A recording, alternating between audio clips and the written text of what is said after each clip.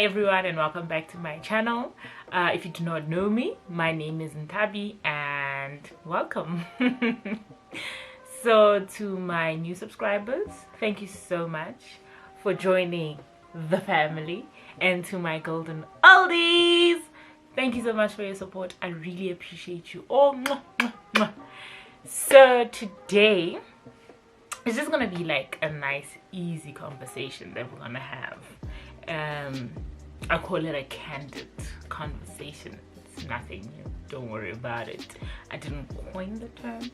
It's something that has always been there, but I feel like, you know what, let's just have a candid conversation, especially because of how, sorry for spraying you, especially because of how easygoing I wanted to be. I wanted to be relaxed, as though we're having a conversation and I'm just not talking into a camera. Anyway, so I actually wanted to share about my journey to therapy, or my finally seeking professional help.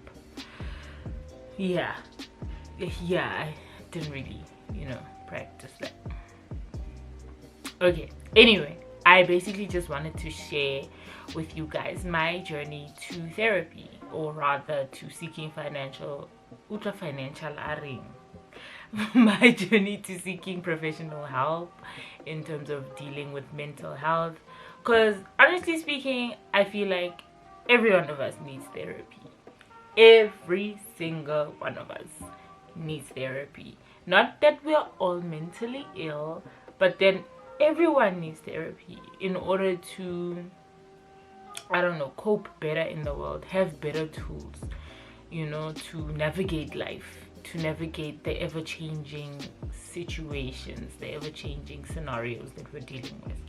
And not only because of this pandemic, but in general, we need therapy in order to navigate life, because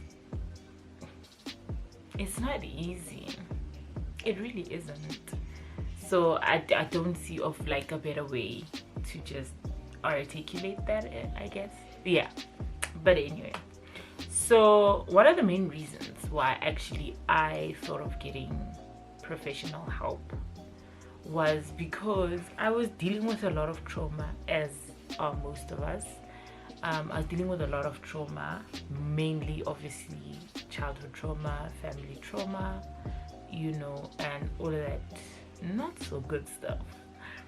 And I figured that, you know what, my response to things hasn't always been the healthiest. My response to situations also hasn't always been the healthiest. So I figured, you know what, since I'm at that enlightened stage of my life, let me look into this. Because also I realized that I'm very sensitive, extremely sensitive, and I don't mean just to energy and like reciprocation and all of that stuff, but I'm like generally sensitive.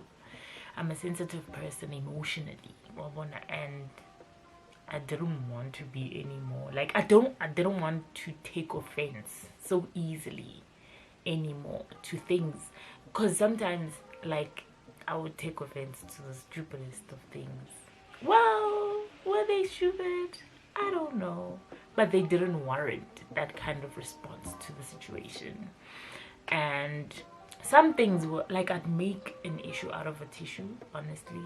I'd overthink things, like if I didn't see something like the right way, or like a response to something of mine wasn't received well, I'd overthink it. Like now, obviously thinking, oh my gosh, I'm not worth it, I'm worthless, I'm this, okay. It never got to that point where I thought I was worthless, but it was still toxic. The way I thought about myself was extremely toxic.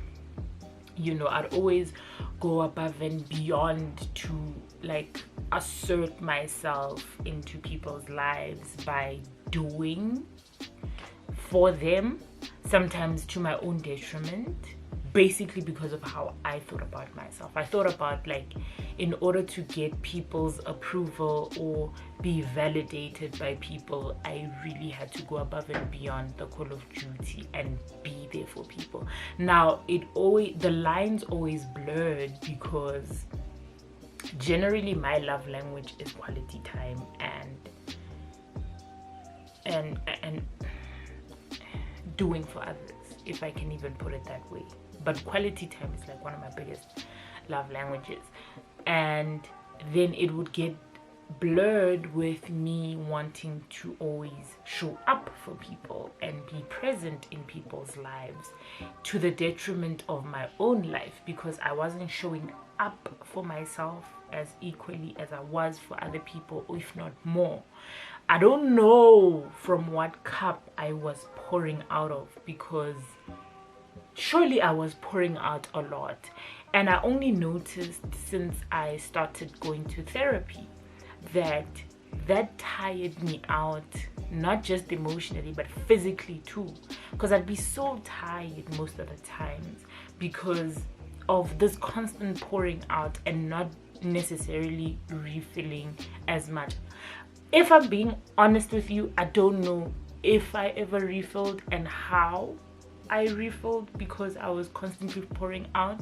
I wasn't really giving myself the time to pull myself back to myself. And on top of that, being a introvert, well, my friend says I'm an ambivert, which I can go with too, but predominantly being an introvert, I would then, like, obviously find better joy in being by myself and recharging, in order, like, to give me enough energy to be with people.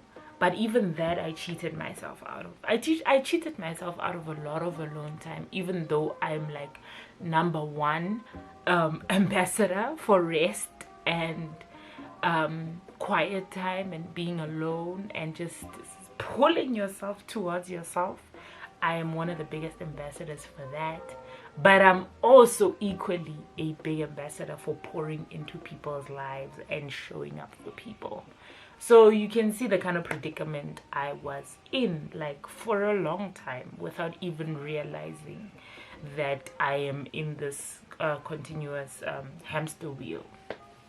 So fine, I forgot initially what ticked me off, like what basically drove me over the edge to say, you know what, child, you need to talk to someone about these things. You need to navigate this space of your life better for yourself. But I think one of the biggest things was also coming to terms with dealing with the trauma of, like, family trauma, mostly like immediate family trauma, and really coming to terms with the fact that, you know what, even if someone is your parent, it doesn't mean that they're going to go outside of themselves to meet you where you need to be met. I don't know if that even makes sense. But I learned the hard way that my overcompensation towards people was because of the lack thereof of people meeting me that I had put on pedestals, or rather that I esteemed, very influential in my life. And by that I mean my parents. But my mom is doing much better, might I add. I love the fact, just to digress a little bit, I love the fact that my mom has a teachable spirit. And maybe mainly it's because maybe she also went to therapy herself to deal with her own issues and trauma and whatever, that helped her see things differently. And by that I mean, since I've gotten older, since I've become more actualized, is that even a thing? Or rather, since I've become more aware of myself and what I need, and how I should be positioning myself and what I should be doing in order to enrich myself, in order to enrich others. Anyway, I love the fact that my mom has a teachable spirit, because as soon as, obviously as I got older, and as she's getting older as well, I think it's turning around, where at first we didn't really understand one another. but now we understand each other better, you know, and also because of my ability to communicate what I need from her as a parent. So our relationship has actually really gotten so much better, you know, so much better, and I'm really grateful for that, you know. So moving right along, anyway, so yeah, I think like, so basically one of the best decisions I've made for myself was seeing the problem, realizing that it's time to get to the root of it, which obviously the problem was my overcompensation, right? And seeing and understanding that it's time to get to the root of that problem so that I can uproot it, right? Illustration purposes. Anyway, yeah, like seeing that, okay, it's now time to uproot it. And also one of the biggest driving forces for me has been always to be a better person for myself. Like, I don't want to be a problematic adult, man. I don't want to be the reason that others should need therapy. That's just the biggest thing for me. That was the biggest inspiration behind my seeking. And can we just talk for a minute about how difficult it is making that first call to go see a therapist?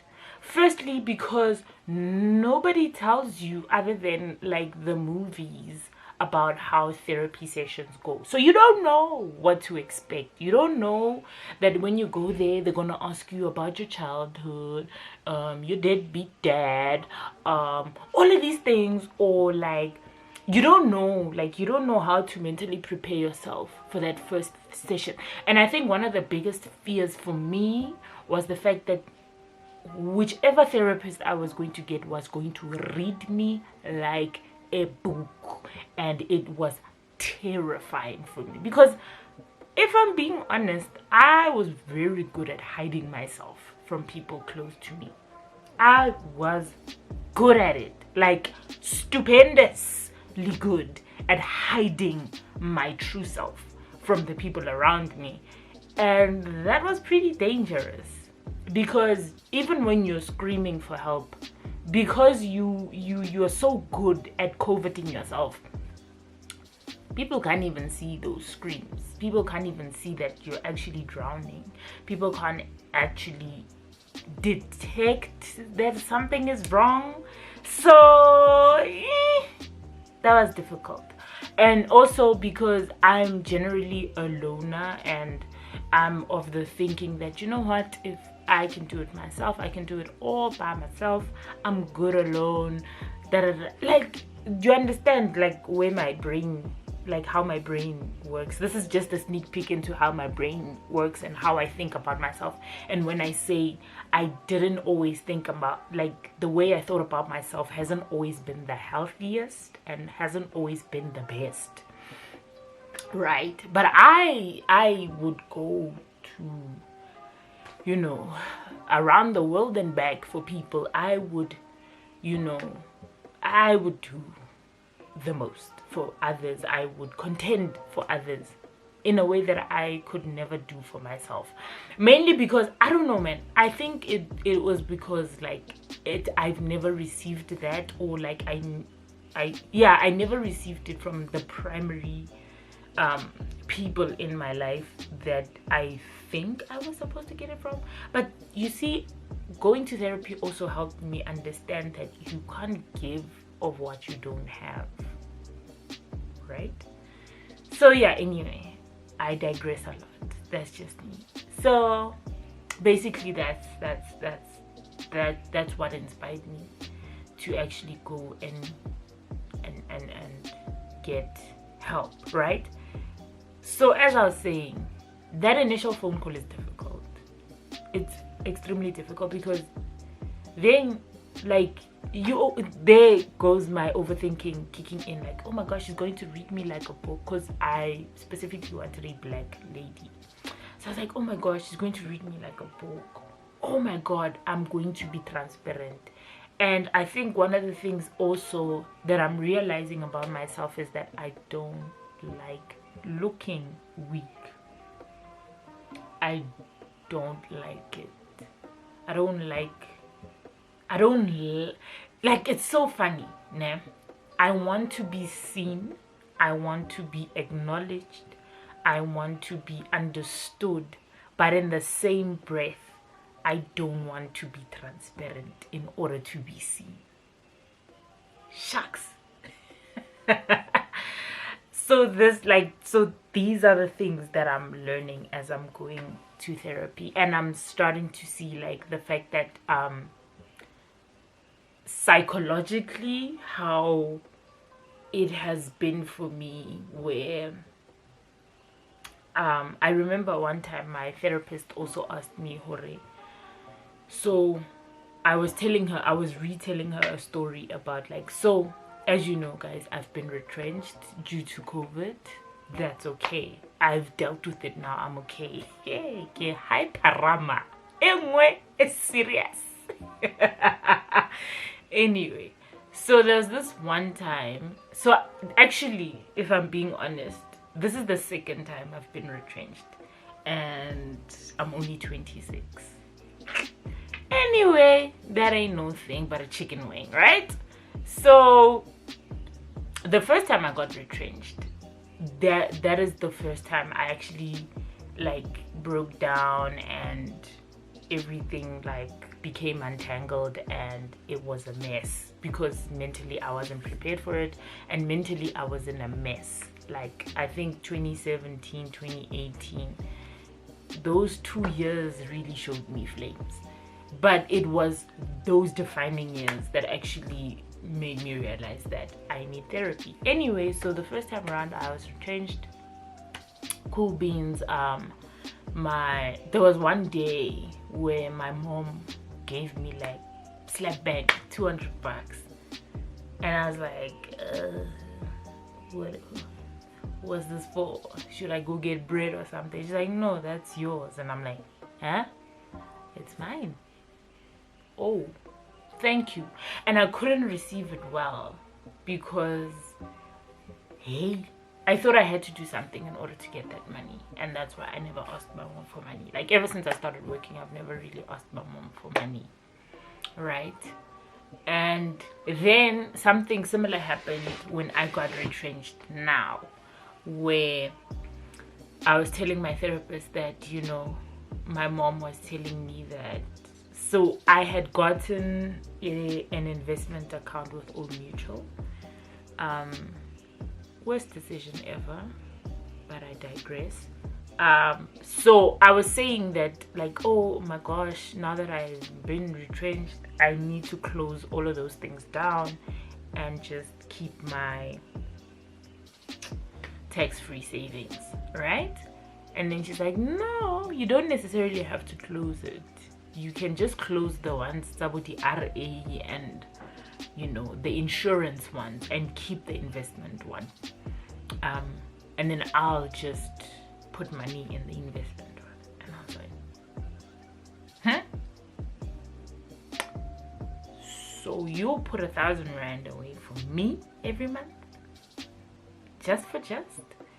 And she's like, why did you find that so hard to believe? And I was like, because I was like, I don't know, I just didn't expect her to do something like that for me. But I guess maybe because she's my mother and I've been a good child. And she's like, yo, Nthabi, that is horrible. Not the fact that like she's my mother and whatever, but the fact that I had to justify it by saying that I've been a good child, and not just because she's my mother and she can do it. That I felt the need that I had to justify my place in order to receive this blessing as it was. So yeah, man, like, so I think from that session, that's where I learned about like my ideals or my ideologies, and she's like, look into that, look into why you think the way you do about yourself, which is probably inspiring how you then speak about yourself, like, because it's like for you, you have to qualify by doing something in order to receive certain things that should be, you know, freely given, things that should be freely enjoyed, and things like that. I mean, this is your parent, you know, you don't have to qualify in any shape or form in order to receive something like this from your parent. So yeah, that in a nutshell is how, you know, therapy is helping me identify the problem areas in my life, identify how I mentally place myself, and identify psychological inconsistencies, man. I don't know how better way to explain it, but that's basically how it's helping me navigate myself. And this is in essence to just be a better person to others, to myself, but to myself first and then to others, because you can't pour from an empty cup. And it's so funny how I am number one to always say that, but I never really understood the full extent of it until I started going to therapy, until, you know, the person was starting to ask me relevant questions where I had to sit and think that actually you're right. The way I'm thinking about this is awfully wrong, or it's misguided, or, you know. So yeah, guys, that's my journey with therapy, and I still stand by what I said in the beginning, that we all need therapy, and it's just to navigate life better, because there are a lot of triggers, there are a lot of stresses, some traumas that we experience. I don't think there's ever a person who doesn't experience trauma. It just varies in like intensity, but, and you know, some traumas are dug so deeply within our subconscious that we can't even pick it out that it's a trauma, and it's triggered by something like so simple. So essentially I'm saying go to therapy. Go. You don't have to have a mental illness to go to therapy. And I know it's expensive. Therapy is not cheap. And you know, one of the biggest prayers of my heart is that it really becomes more accessible, and accessible to Black people, because I think for us it's been such an easy thing to just dismiss and say, no, therapy is for white people, you know, we'll be okay, we have a roof over our head, we have food to eat, we have this and this and that. But sometimes, no, most times it's important, because it helps us navigate life better, it helps us deal with our emotions better, it helps us deal with how we think, like break down things better for ourselves, and just, yeah. So basically that is my candid conversation for today. I hope that it shed some light on, you know, some of the things that you've been wondering. Also, by the way, just to say, therapy sessions are not like in the movies, because I remember when I went for my first one, it was one of the most nerve-wracking experiences, but walking out of there I said, you know what, this was the best decision of my life. And like I said in my very first YouTube video, even when you're scared, just do it anyway, babes. And that's like the energy I went in with. Like, you know what, darling, even if she reads you like tracing paper, babes, just do it anyway, you'll be better for it. And in actual fact, it wasn't even like what I had even imagined, because when I got there, she asked me, so how can I help you today? Like when you go to the doctor, like, what's the problem, what brought you here today? So she's not a genie, she's not a psychic or anything of that sort. No, guys, it doesn't work like that. Whatever basically tipped you off to say, you know what, today I'm going to therapy, you're basically going to talk about that, and then you'll connect the dots later. So basically that's just me debunking the fact that, you know, some of us think that therapists are mind readers. No, they're not. But anyway, thank you guys so much for watching, and I hope it edifies you. I hope this encourages you.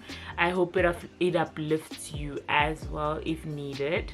I love you guys so much, and have a wonderful day further. Don't forget to hit that like button and subscribe, share, comment if you need to. Let's talk more about this. I'm ready and able.